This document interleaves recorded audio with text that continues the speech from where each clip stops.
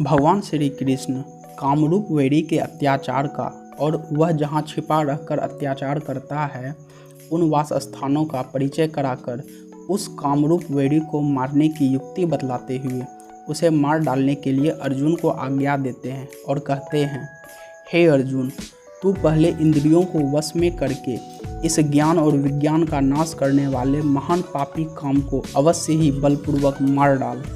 इसी के आगे भगवान श्री कृष्ण पुनः कहते हैं कि काम ही समस्त अनर्थों का मूल है और यह पहले इंद्रियों में प्रविष्ट होकर उनके द्वारा मन बुद्धि को मोहित करके जीवात्मा को मोहित करता है।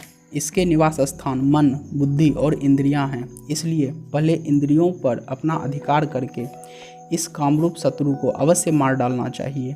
इसके वास स्थान को रोक लेने से ही इस कामरूप शत्रु को मारने में सुगमता होगी। अतएव पहले इंद्रियों को और फिर मन को रोकना चाहिए। अब अर्जुन पूछते हैं कि इंद्रियों को किस उपाय से वश में करना चाहिए, तो इसके उत्तर में अभ्यास और वैराग्य, इन दो उपायों से इंद्रियां वश में हो सकती हैं। विषय और इंद्रियों के संयोग से होने वाले राजस सुख को तथा निद्रा, आलस्य और प्रमाद जनित तामस सुख को वास्तव में क्षणिक, नाशवान और दुख रूप समझकर इस लोक और परलोक के समस्त भोगों से विरक्त रहना वैराग्य है और परमात्मा के नाम, रूप, गुण, चरित्र आदि के श्रवण, कीर्तन, मनन आदि में और निस्वार्थ भाव से लोक सेवा के कार्यों में इंद्रियों को लगाना एवं धारण शक्ति के द्वारा उनकी क्रियाओं को शास्त्र के अनुकूल बनाना तथा उनमें स्वेच्छाचारिता का दोष पैदा न होने देने की चेष्टा करना अभ्यास है।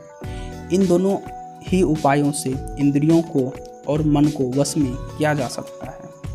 आगे भगवान श्री कृष्ण पुनः कहते हैं कि ज्ञान और विज्ञान की यथार्थ प्राप्ति के लिए हृदय में जो आकांक्षा उत्पन्न होती है उसको यह महान कामरूप शत्रु अपनी मोहिनी शक्ति के द्वारा नित्य निरंतर दबाता रहता है, अर्थात उस आकांक्षा की जागृति से उत्पन्न ज्ञान विज्ञान के साधनों में बाधा पहुंचाता रहता है।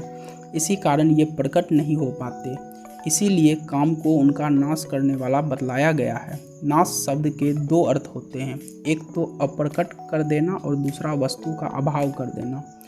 यहाँ अप्रकट कर देने के अर्थ में ही नाश शब्द का प्रयोग हुआ है, क्योंकि पूर्व श्लोकों में भी ज्ञान को काम से आवृत बतलाया गया है। ज्ञान और विज्ञान को समूल नष्ट करने की तो काम में शक्ति नहीं है, क्योंकि काम की उत्पत्ति अज्ञान से हुई है। अतः ज्ञान विज्ञान के एक बार प्रकट हो जाने पर तो अज्ञान का ही समूल नाश हो जाता है।